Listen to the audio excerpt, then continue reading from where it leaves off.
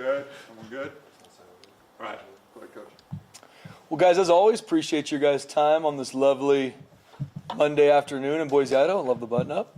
We're just, fired up for another week, and thank you, Jesus, just for an opportunity to coach this team, man. Every time I drive into work, man, and I drive down and pray for our team and think about it, man, I'm just so thankful to be here, be a part of this community. And I think, moments like Saturday night with those helmets with, the front porch Idaho, 208 on the back, just reminds you how thankful we are to be a part of this community and be a part of this team. And, proud of our team and how we've been able to grow week in and week out. Still got a long way to go, but I really truly believe we're getting better, right? There's still a lot of things on film. Even after a win, there's still a lot of things on film that, man, we got to get fixed and get fixed quickly.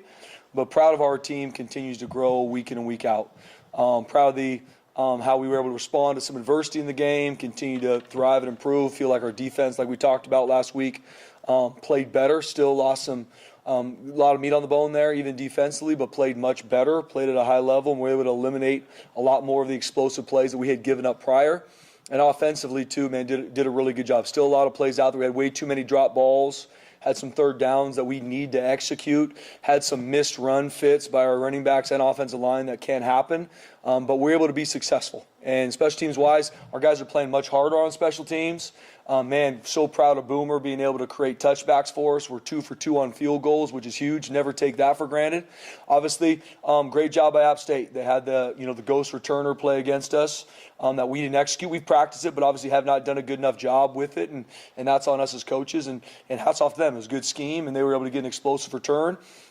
We got them field the ball cleaner. We had a couple miss fields on kickoff and punt return, or kickoff return and punt return that need to get fixed, and we will. So in all three phases, a lot of things to grow in, a lot of things that I'm proud of where our team is growing to. But we're a process-focused team, and we got to get back to work, and we got to focus on our best week of prep.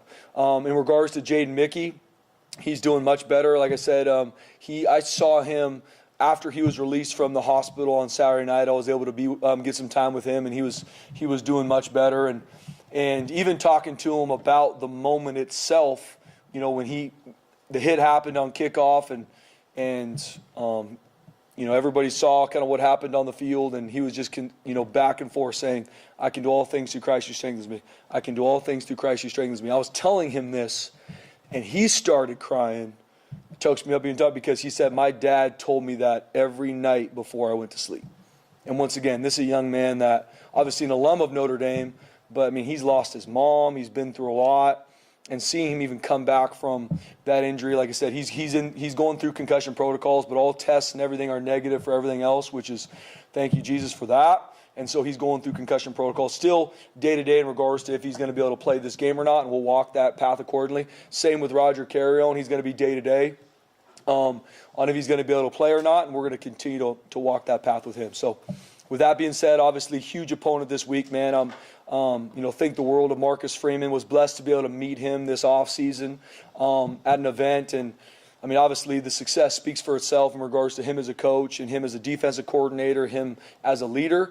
But it was just, from meeting him and just seeing him from afar, seems also just like a phenomenal leader of men, and that he cares about building young men to be champions in life. And obviously they've had a ton of success. They got a great football team, and but a lot of respect for Marcus Freeman and how he does it, not just the results on the field. In all three phases, they got a lot of different weapons. Offensively, they're 2 running backs. Obviously, Jeremiah Love, 2 of the best we'll see all season. Period. End of story. 2, in my opinion, first-round draft picks.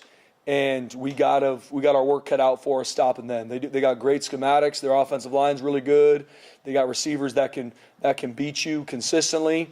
So we got our work cut out for us defensively. It starts with tackling the running backs, and then CJ, their quarterback, man, he's going to be a future first-round draft pick. I don't think I'm the first one that will say that. He has that type of potential, and he has that type of leadership accuracy. That's who he is as a quarterback. So offensively, they're loaded. They're coached extremely well. They're not going to make mistakes, and we got our work cut out for us defensively. On the flip side, defensively for them, their front seven's one of the best front sevens we're for sure going to see all year. Well coached. Number 5, one of their edge rushers, is a dynamic football player. 34 is a really good linebacker for him, captain. And they're able to rotate and play a lot of guys. Very physical at the point of attack, can run, very sound. And their back end, man, they don't give up a lot of explosive plays because they play really well together. They can lock you down a man. They do a good job with some zone switch ups. And, they're going to be really, really well coached. We know that going in. Obviously, Marcus Freeman does a phenomenal job holistically. Defensive guy. Coach Ash has done, coached a lot of defense in his time. So got a lot of respect for their coaches. Coach Denbrock, it's funny, Coach Stockton, who is an alum of Notre Dame, said that Coach Denbrock was the offensive coordinator when he was there. Obviously, Jaden Mickey's an alum, so able to just cool to see a lot of different connections.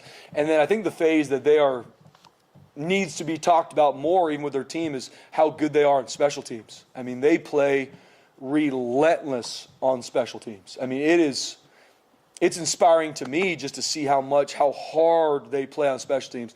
And they will fake it every opportunity they can, from punt to kickoff return to, kickoff. I mean, they are going to find ways to steal possessions, and they do a really good job of it. So that is going to be a premium for us this week to make sure that we can align to everything and do a really good job stopping their fakes, because it is going to happen, and we got to be ready for it. So ton of respect for Notre Dame, ton of respect for Marcus Freeman and what he's been able to build there and how successful they are, and they deserve a ton of credit. And so for us this week, obviously, a lot of people will be talking about this game, as they should. It's a huge opponent. My biggest focus for our team is your best is enough and your best is required. That's going to be my message for them all week. Your best is enough, but your best is required. It's your best in the meeting. It's your best in rehab. It's your best at practice. Doesn't need to be perfect. I don't need anybody, all right, we're playing Notre Dame, I got to go be Superman. No, but I do need your best. No different from our coaching staff. And that's the best of our week. So then when Saturday afternoon comes along and we're in South Bend, and that place is rocking, which I know it will be, which is going to be an awesome time for our players, our fan base, our staff to be there. But we gotta prep to play our best, and then on Saturday afternoon we're going to go cut it loose, and we'll let the chips fall where they may. So with that being said, open up for questions. I know there's a financial component to it, obviously, but just when you were approached, whatever it was 2 years ago about this game, just what made sense for you for this matchup? I don't remember when it was. You might have even been head coach yet. Yeah, I forget when it was. I don't remember when me and JD had the conversation about it, BJ, but it was somewhere in that March, April 2024, I think, somewhere in there, and I could be off maybe in the months, but I was fired up when JD brought the opportunity to go play Notre Dame. I mean, as a football fan, which we all are, and even me growing up in Southern California, I mean, Notre Dame's a team that you watch consistently year in and year out. I mean, from Rudy to South Bend to Touchdown Jesus, I mean, there's just so much amazing history attached to Notre Dame. And I've never been there. I'm fired up as a coach, fired up as just a fan of college football, to be able to be a part of this game with our players. And so we're going to be able to see the stadium the day before and go through it, because by the time we get to kickoff, it's time to go play football. And they got really good players. I believe in our players too. And at some point, the ball is going to get put down, and it's going to be 11 on 11, and we got to go work to play our best. But no, it was a no-brainer opportunity for our program. I mean, it's funny. I mean, this is that game. I think I've been open about this. We signed the contract somewhere in the summertime, 2024. I don't remember when it was, but I'm hanging out with my family in Salmon, Idaho, before we report for fall camp last season, and I'm wearing just normal street clothes, just kind of hanging out. We're at a restaurant. And the waiter comes up, and out of the blue, she's like, man, I can't wait for the Notre Dame game. And I'm like, we got a whole season before we play Notre Dame. But these games, for our fan base to be able to see, it creates a lot of excitement. For me as a coach, it's game number 5. It's game number 5. And our prep, our process, we just need to continue to grow. And I don't need anybody to be Superman. I don't need anybody to be perfect. But I do need our best from our staff and our players. No different playing Notre Dame or playing App State. I need that from our players. We're process-oriented, and that's what we're going to focus on. Just going back to Jaden real quick, there was an update sent out yesterday, and it said he'd return to his normal functional abilities. Was there moments where he couldn't move arms or legs, or I guess what was the issue there to say he's back to his normal functional availability? Yeah, he was. I mean, obviously the hit happened where he was out of sorts, but I'm not the medical expert to give you that, but I know even in that moment when he was leaving the field, putting his arms up and moving. So it was just we do everything the right way. So we go to the hospital. I mean, he had all the scans and checks to make sure from skeletal, muscular, brain, everything is good, and all that was clear. And so that's why now we are in concussion protocols. And he's doing much better.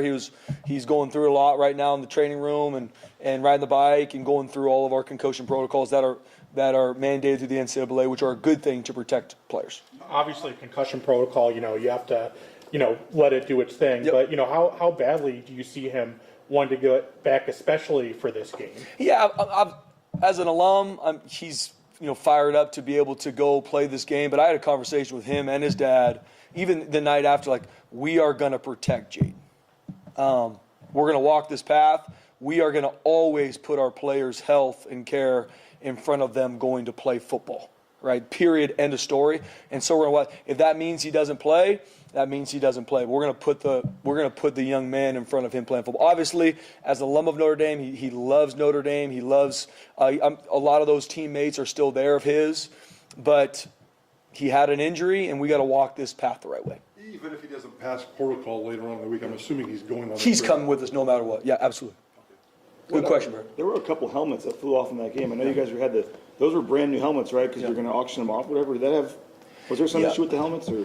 Good question, BJ. I mean, we got to do both sides. I think we got to make sure they're correct from an equipment standpoint. And then obviously I'm going to have a conversation with our players today, making sure that they have the right air in them, they're strapped up the right way, because we had 5 or 6 helmets pop out in the game that can't happen. We got to keep our guys safe. Was that the scariest moment? Is that a coach's worst nightmare with you Saturday on that field than having to go to the hospital? Yeah. I mean, whenever a player gets hurt, man, I mean, your heart just drops, especially in the moment when you don't exactly know what's happening.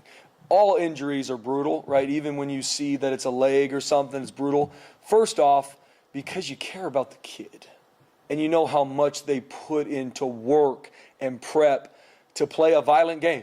I mean, that's the reality of this.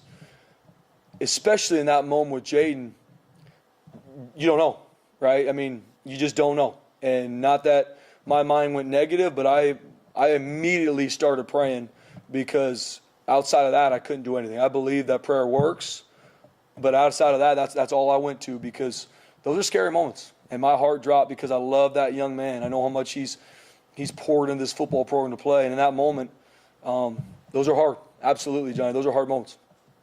How do you attempt to stop Jeremiah Love? He's been pretty much a monster all season long. Yeah. How do you attempt to stop or contain him? Yeah. I mean, I was talking to a coach that played against him. He said the second you think you got him, all of a sudden you look up and it's first down again. Right? I think that speaks to who Jeremiah Love is, right? I mean, he's extremely hard. I mean, he's going to be a top 10 football pick, top 10 draft pick, and that's earned and deserved. Elite catching the football, too. An elite receiver, had 2 catching touchdowns last weekend. He's extremely hard to get down, very, very quick on his feet, strong, powerful, so he can go through you if you're high, but he also can one cut and he can get out, and it's gone. So, I mean, we got to practice our tail off. I mean, it's going to be really, really hard to simulate that in practice, but we got to do our best as a defensive staff, making sure we continue to work how we leverage these formations, right? They're going to give you a lot of different formations in 11 and 12. We got to leverage formations.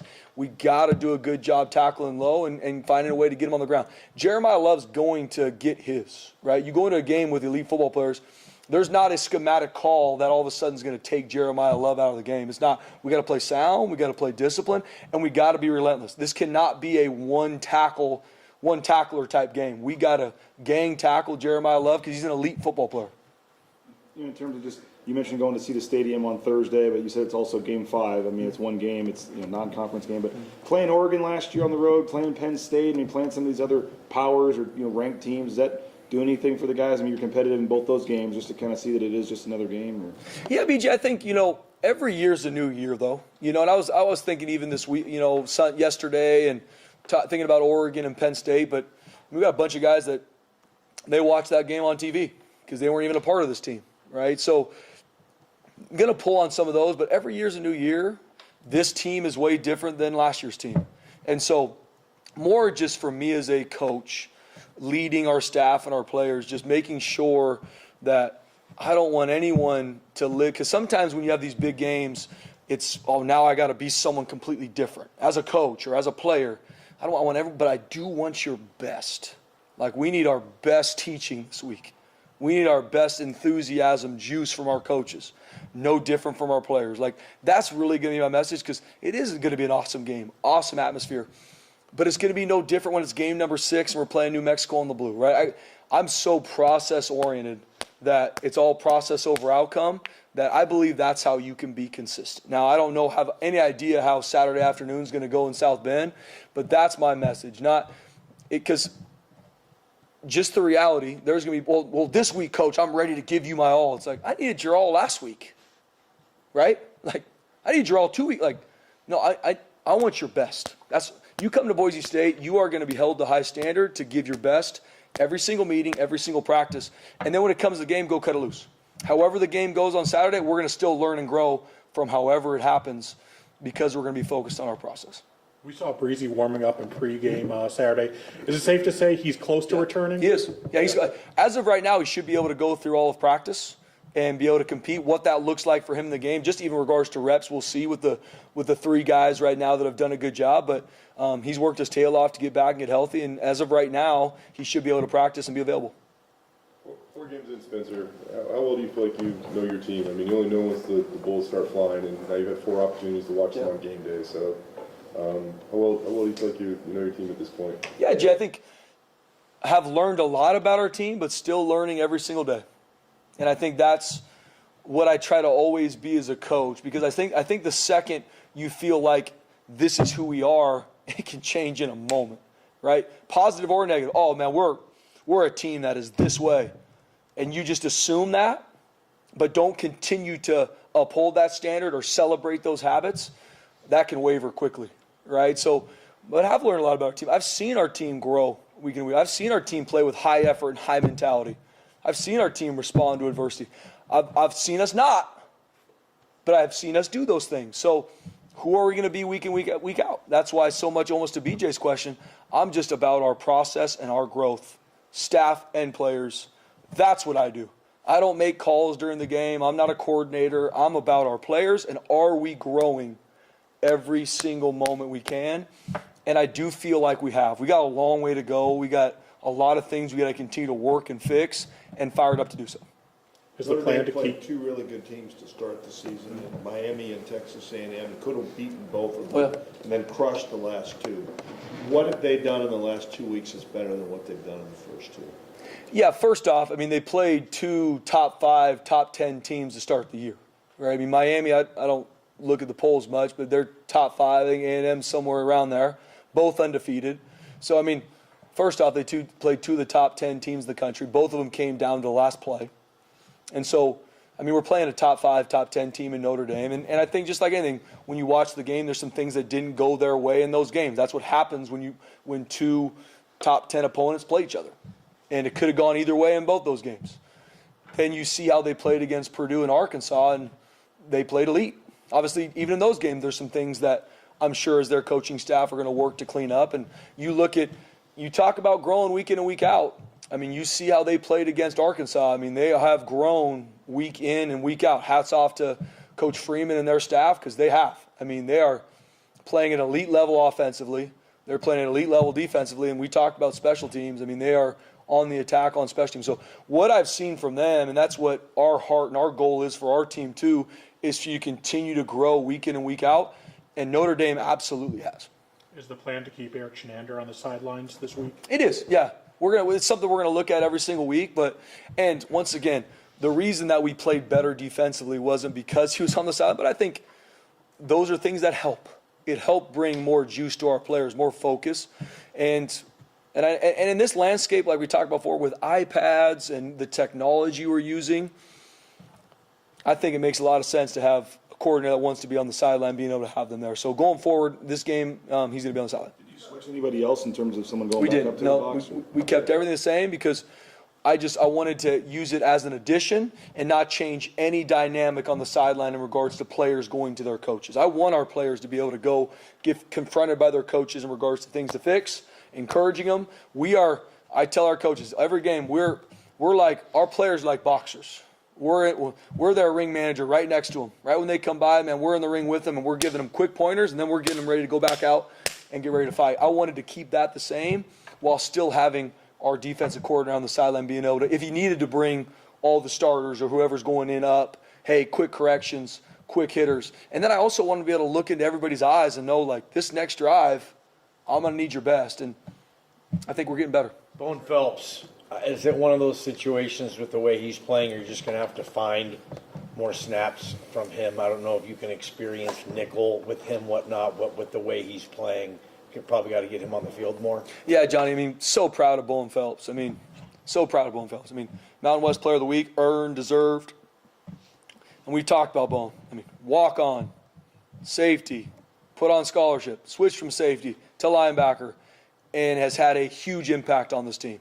Defensively, special teams, every week in and week out, he's one of our best practice players too. There's no mystical formula of why he's playing at a high level. He's playing at a high level because he practices that way. And so as coaches, he's earned more reps and more opportunities, and he's going to play a lot on Saturday. A lot of this has been talked about Chris Marshall's just ability, but it seems like Latrell is stepping up big time, especially the last couple games. So what can you say just about his performance and his leadership as well? Yeah. Guys, so proud of Latrell Caples. And a guy that I know I talked about a lot last season, especially with Ashton and the amount of times we ran the ball with Ashton and we're really successful.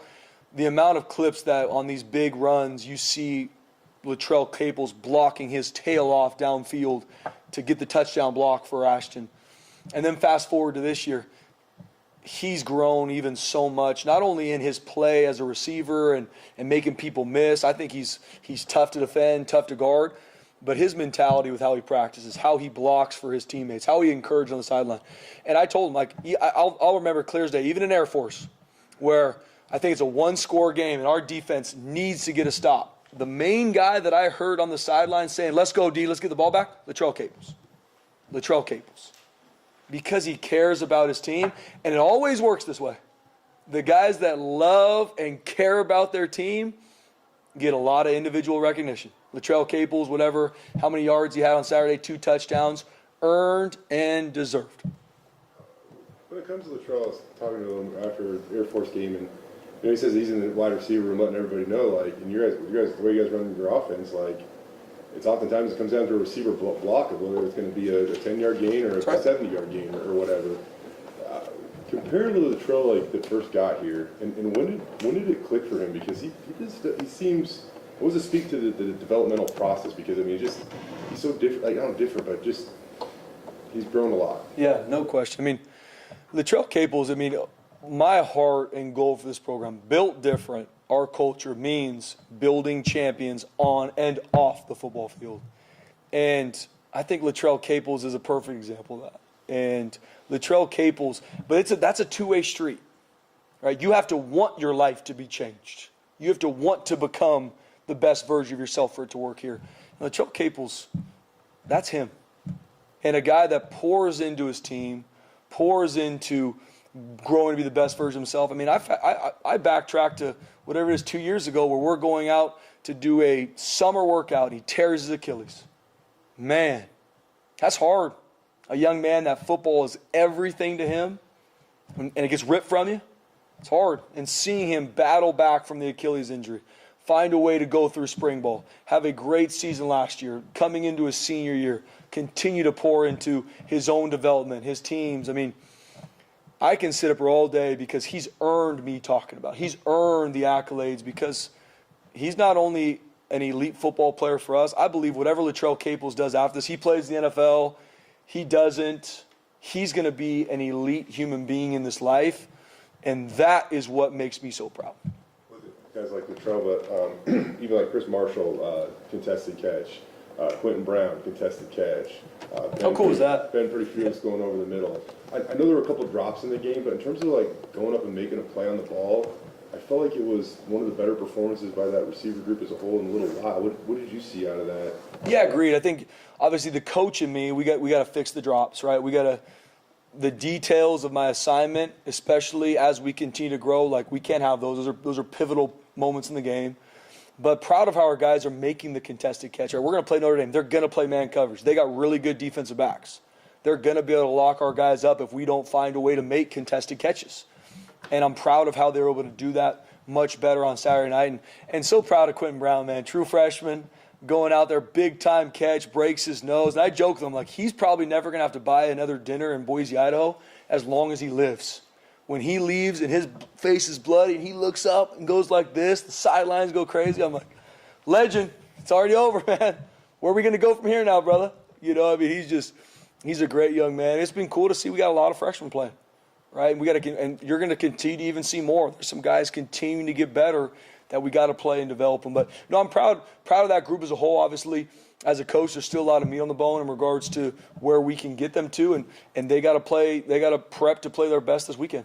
I know you don't like stats, but Coach Casey is one of the best PFF run blocking grades in the country, and also just overall blocking.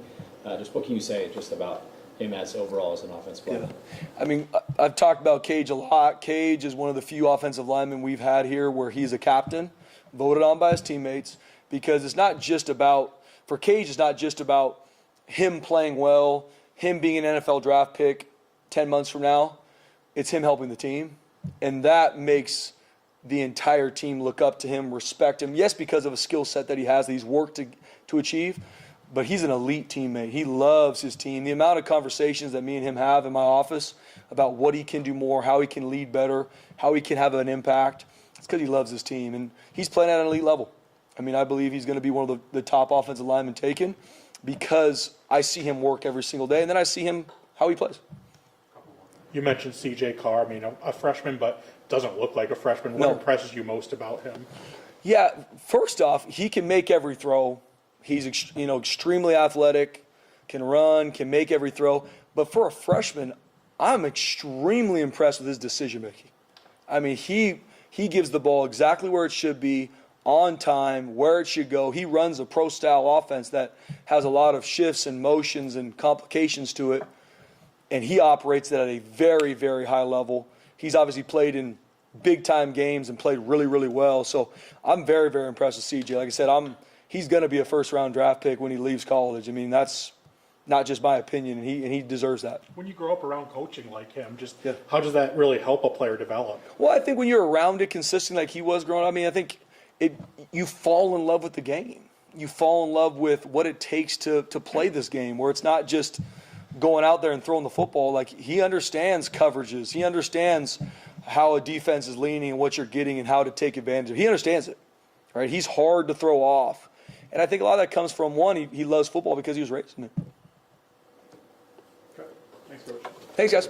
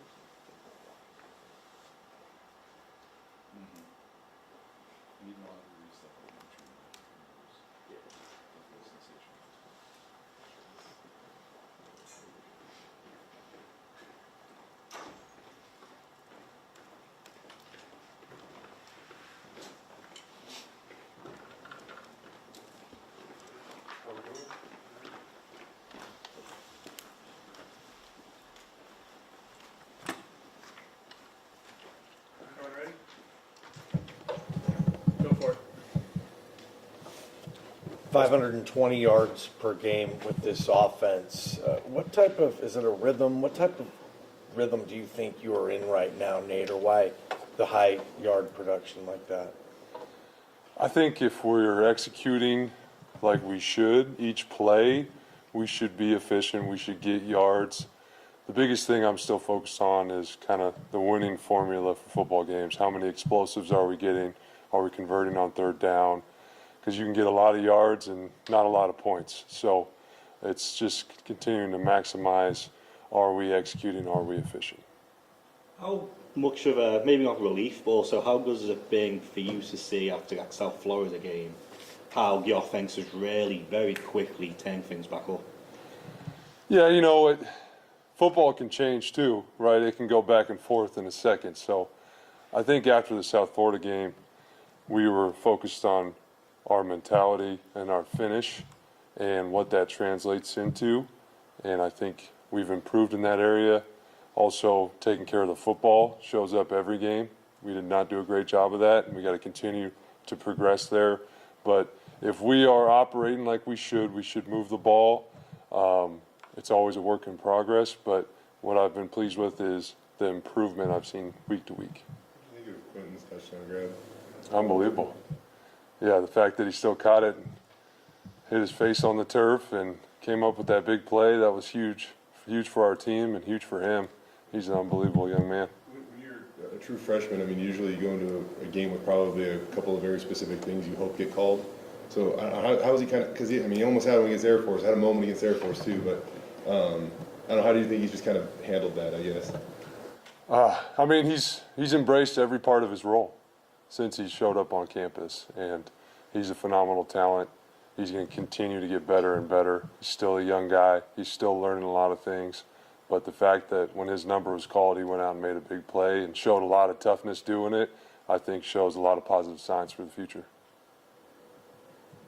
With Maddox and just his continued process here, I mean, that's one of the best games of his career. I mean, how do you see him just continuing to kind of stack these days and games on top of each other as he gets more confident? Yeah, I think a big thing with him is those details, is those little things, is those plays that he probably could have made that he's thinking about. It's continuing to get better. I mean, we always use the example of Tom Brady played 20 years, and he was always getting better, always focused on those small details. So it's no difference for Mad Dog. That's the same for him, and it's kind of, again, are your eyes in the right place? Are you making good decisions? Are you taking care of the football for the offense? And when you're doing those things, the numbers are going to come with it. What's it mean to you to get a chance to go into a stadium like Notre Dame Stadium this week? Oh, it's a very cool experience. I know for a lot of us, it's something that you've grown up watching their games and seeing that stadium and hearing about their history. I think you got to appreciate that, and you got to take it all in because it's a big part of college football. So it's going to be a cool experience. How much of a problem will just crowds and the noise and the fans pose in there? 80,000 people. Yeah, no, it's something that we're focused on this week. We got to be able to handle the crowd noise. There's a lot of different things that we got to focus on and practice and prepare for, and that's one of them. We're expecting it to be loud. Are you guys practicing or doing anything to prepare for that? I know I've seen cowbells used to practice. I know soccer teams, I've seen chanting and pulling in fan noise in. Are you guys doing anything? It's hard to simulate the real deal, but we got pretty nice speakers these days, so we can pump some crowd noise wherever we need it, and we're going to be doing a bunch of that. This year compared to years past, how much time do you spend with Maddox, and what's maybe something that you know about him now, or that impresses you now that you didn't really know, maybe, even last year for that matter? Since he's been in the program for a while now, we've been around each other for a while now, I don't know if there's anything earth-shattering. He always amazes me how much he can pick up and how quickly, and how he can go out in the field and execute it. There's not a huge learning curve. And now being on this side of it, I'm way more immersed in a lot of the details, so I really appreciate his ability to just pick things up and the amount of information he can retain. When you've had a quarterback that's played as much as he has, how much does it help the fluidity of in-game communication or adjustments or things like that? Like, what's it like to? Yeah, it's pretty quick. It's pretty quick because usually he already knows, as he's coming off the field from that drive. What happened? What does he need to fix? So the biggest thing is just that quick communication with him and Coach Hill and myself, and usually he's already got it. What do you like about the relationship you're seeing between your quarterback and your quarterback coach, Zach Hill, from afar, or however you see it? I just love the way that Coach Hill communicates with them. He builds confidence in them. He stays very cool, calm, collected. I think that's important for him. And he's been in that position. He's played quarterback at a high level. He's developed a lot of really good quarterbacks over the years. So there's a certain feel for that I think Coach Hill has, and that helps Maddox in a lot of ways, because he's seen it from the helmet, so he can kind of play to that, be like, okay, this is what's happening, but really I understand why you did that, because I would have done the same thing too. And a lot of that comes from experience and then playing the position. You didn't see a lot of it, but you had multiple backs out there against App State. What did you like about that, and is that something you hope to kind of keep tinkering with? Or? Yeah, I think it's trying to get your best players on the field at the same time, and we got a lot of good backs, so it was fun to watch Cy just bring that physical presence in any way possible to the game. And I thought he did a great job with that. So we'll see how this develops, but again, it's just finding ways to get guys on the field that need to be on the field, and how do we best use their talents. Latrell, he obviously brings some intangibles to this team. Why is the offense better when he gets a couple touches? I think he kind of has that pulse on the offense, just him as a leader, and the type of energy he brings and the type of work he brings each day. Guys feed off of that, so they can feel that energy, and when he's doing good things, which he did a great job last game, I think guys feed off of it, and they play better because of it, and they gain confidence through him as well, because that's just the effect that he has on our whole group and team. When it comes to your offensive line, like last year when you guys got dinged up a little bit, it almost felt like we had to grab the roster to see who's the next man up, and that's not really the case this year. I mean, obviously you've been rotating centers, and both are capable, and then Raj goes down, and Tyler Kyneth, who played at a high level last year, comes in, and I don't know, just how better equipped do you guys feel that you can handle that stuff on the fly a little bit better this year? Yeah, I think Coach Keene's done a really good job, not only developing depth, but giving those guys opportunities, giving them game reps, and gaining that experience. So if something does happen, it's not the first time they're getting in the game. It's not the first time they're going to have to, do their job for the entire team. So a lot of those guys got great experience last year dealing with the injury stuff, so it's carrying over. But again, a big part of that is Coach Keene, how he develops and how he gives those guys opportunities to get in the game, because there's nothing like real-life game experience. The injury to Roger in the game looked pretty bad, but Spence just now said he's day-to-day. How tough is he? Yeah, I mean, it's hard to factor how tough he is. He's been through a lot, and he's overcome a lot, and he continues to do it, and that's what old linemen do. They got to play through that stuff, and he's no different, but he just shows it every day with how he prepares and then what he's doing in the classroom too. That guy's got a workload academically, and he handles that no problem, and he comes to football, and he obviously embodies that O-line lifestyle with toughness. Looked like Jake Steele got a little bit of run at right tackle at the end of the game. Is that something you guys are working on with him, trying to get him to either move to right tackle or just have that ability to swing guard tackle? No, it's just flexibility. Yeah, he's played tackle for us off and on for a while now, and that's where he's got a lot of value, because he can do both. He can play inside and play tackle. So at that point in the game, it was good. Again, Coach King kind of looking far ahead there, giving those tackle reps, building that experience, because you need guys, especially at the offensive line, that can play multiple positions. Obviously, you were highly involved with what was going on offensively last year. What is it like, now that we're almost a quarter of the season in your new role? Oh, man, it's day to day, learning something new every day. It's always evolving, and there's a lot I wish I could have done better last game and the game before. And so I'm trying to, as I learn those lessons, apply it to the next game. But there's a lot to this role and this position, but I wouldn't have it any other way. What's it like to truly sit down behind the call sheet and be the guy that runs the show, really? Yeah, it's a great feeling when things are going well. It's a terrible feeling when things are going bad. but that's the responsibility, and I've fully embraced that. But I tell you guys this every time I talk to you, I got such a great staff that I work with that are experts in a lot of different areas, and I lean heavily on those guys. And so a lot of the time, if I just do what they tell me to do, we're going to be all right. Did it feel empty up in the box without Eric? It did, yeah. It did for a little bit. That was an adjustment, but shoot, whatever we got to do to keep playing defense like that, that was an unbelievable effort by our defense. That was very, very cool. Very, very cool. What stands out more about Notre Dame's defense? I mean, you could spend 20 minutes saying great things about every guy on their defense. It's well coached, it's sound. There's a lot of different NFL talent all over the place. So it's exactly what you'd expect playing, playing a Notre Dame defense. Was it weird at all watching that tape and see Taylor Green out there for Arkansas? Not really. I'm a fan. I'm still a fan of TG, and I want him to have success. And I miss some of those 70-yard runs that he's putting out there. But I always wish the best for him. Love that guy, and so it's fun when I see him do good things. I cheer for him. Any more? Thanks, Coach. Yep, appreciate it, guys.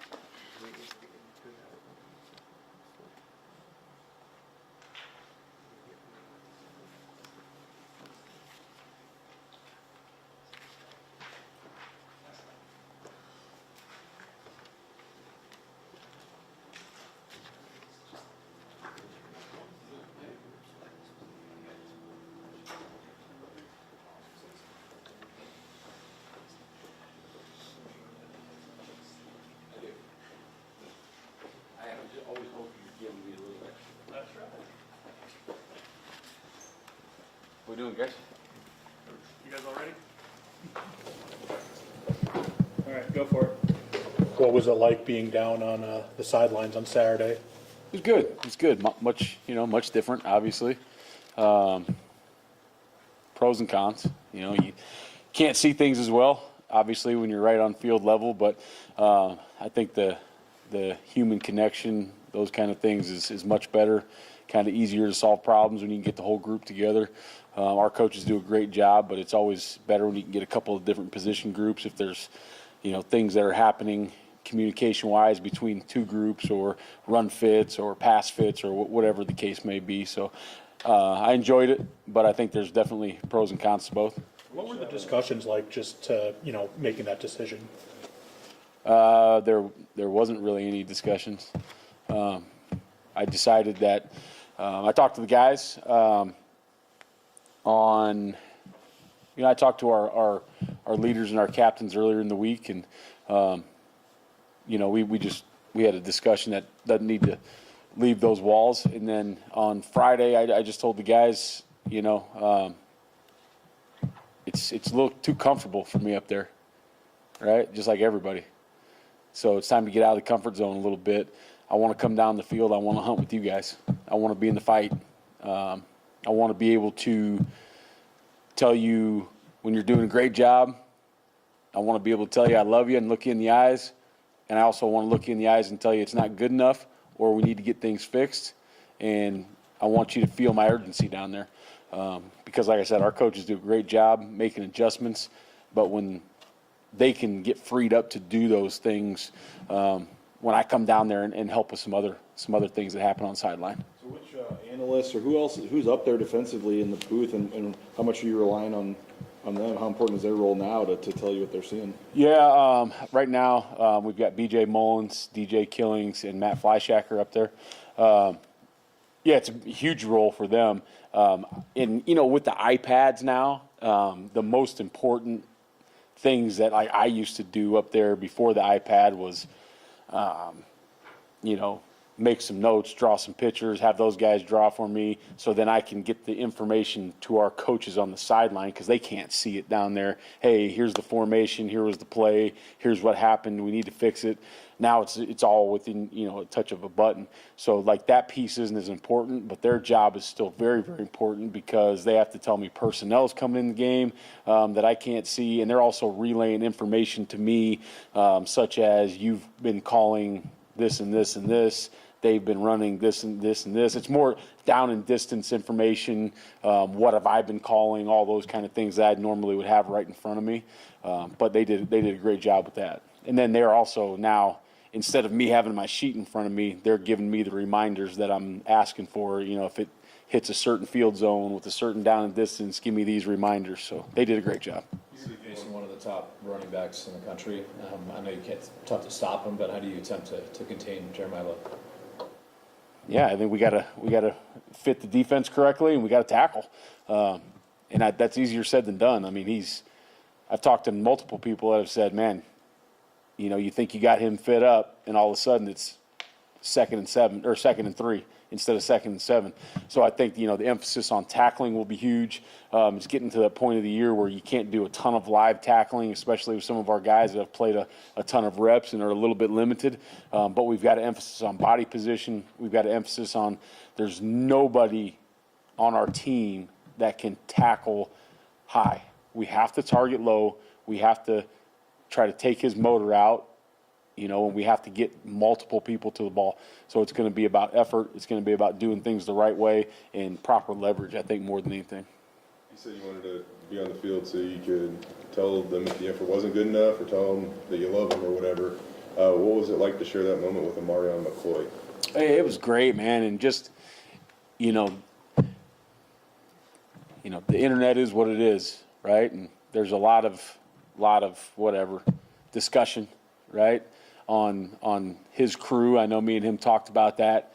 Maybe even he felt a little bit himself, and to just have him go out there and make that play and then be able to celebrate with him and once again tell him how proud I was of him, tell him I loved him, and we need to keep going, keep your foot on the gas right now. That was really cool.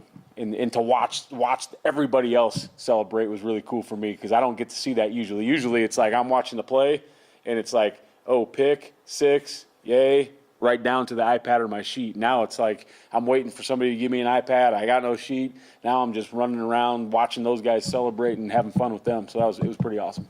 What's it been like watching the development of Bowen Phelps? Yeah, I mean, super proud of that guy. Asked him, in the offseason to make the move to linebacker.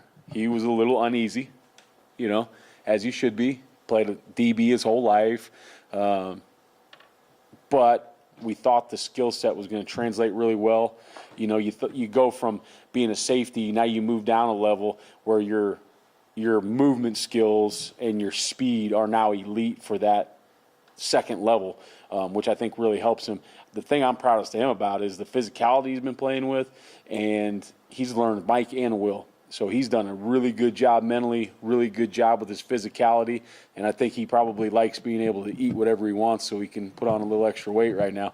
But super proud of him, man, and he works at it. He's watching film all the time. He's a great kid. How much, when he gets named Defensive Player of the Week, does that really kind of reinforce okay, yeah, you're doing the right things? Well, I think, anybody that gets an honor like that would think I'm doing the right things. But I think for him, it's going to be more about reinforcing that, this was the right decision by the staff, and the right decision by him to just go all in. Say, you know what, if that's what you guys think is best for me, I'm all in. I'm playing linebacker, and I'm never looking back. And I hope he'll continue to grow and do the things that's got him here, because I think the ceiling is super, super high with him. You guys can go out, and I know you guys have these awesome recruiting classes, but Bone came in there as a walk-on. And how important are like his ingredients to the recipe of success here, or guys like him? For him, it was a guy like Tubes, or it's these guys that they do way more than people would expect them to do, I guess. But like, how important is that? Yeah, I think it's always really important, to get some Idaho guys, some Pacific Northwest guys that are definitely worthy of a scholarship, didn't play a quote-unquote high enough level of football, and or just didn't get a lot of recruiting action through their area because they're not in the metropolitan place. But to have those guys come here and earn their way, and just to, like, the guys respect Bo so much because of the way he works. And I think that, when you get freshmen that are probably highly recruited, highly rated players, see a guy like Bowen, like, this is what it takes, I better be doing that too. So I think it's good for him.